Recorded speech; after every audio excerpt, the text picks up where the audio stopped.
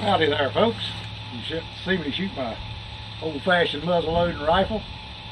I sort of like doing things the old-fashioned way, and since my last video was deer hide tanning, I wanted to show you folks what I did with the hide that I tanned. Of course, I've got this little bag right here that I made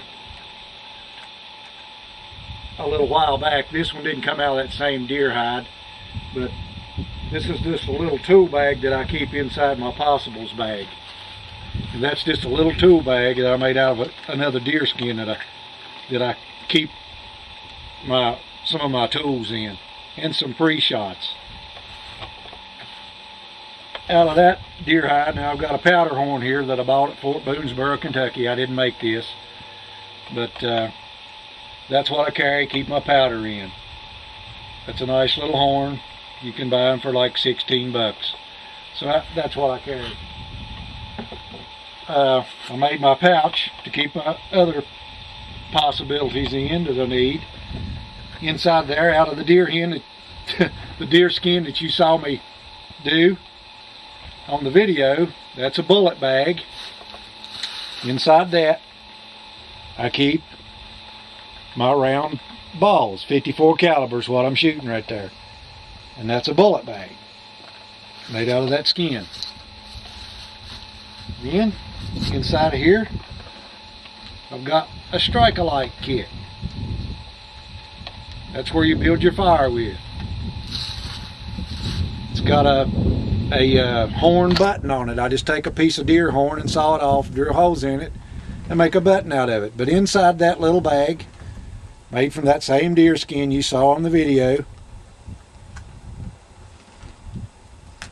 I've got a flint striker,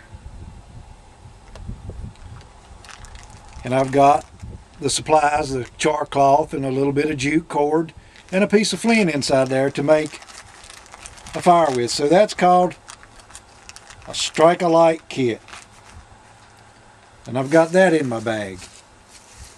Now, of course, there's the bag, and you can make them any size you want to. And you know, don't worry about it if your first deer skin doesn't come out perfect.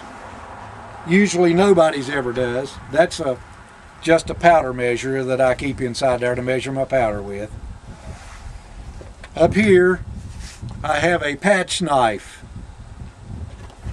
Now the patch knife, this is a homemade patch knife that I made to cut patches with. And the way it works is, back in the old days, instead of having pre-cut patches, you would just have a piece of cloth, and you would put that piece of cloth where you pour your powder in the barrel first, then you put your piece of cloth on there, your patch cloth. You take your ramrod and ram your ball just a little ways down the barrel, just about 1/4 of an inch. Then that leaves the patch cloth still sticking up. Then the patch knife is made to just cut the patch off. And that's what that is. That's a patch knife. Of course, I made me a sheath out of it to hang right there where I need it. Another thing that I made here recently, just a couple days ago, is a mountain man's butcher knife. Now, this butcher knife is made out of a old cross-cut saw blade. It's a pretty nice looking knife, pretty good. It's got bone handles on it, and those handles, I bought the scales from Track of the Wolf. Get that back down in there right. But anyway, I made the sheath out of that deer hide. So that's some of the things that you can use your deer skin for. And like I say, if your first deer skin doesn't come out, if it comes out tough, just re-tan it and keep on working it till you get it to the right texture that you want. Now, if you look at this bag right here, you'll see that it's been sewed up with deer skin. And what I did was, I just cut strips of deer hide and pre-punched the holes, and I wet the deer hide down in warm water until the lacing was real nice and smooth and moist, and then it makes it real tight, and when it dries out it tightens up. So that's what you can do with your deer skin, and that's what I did with that one. And by the way, I have 4 more deer skins that I'm working on right now.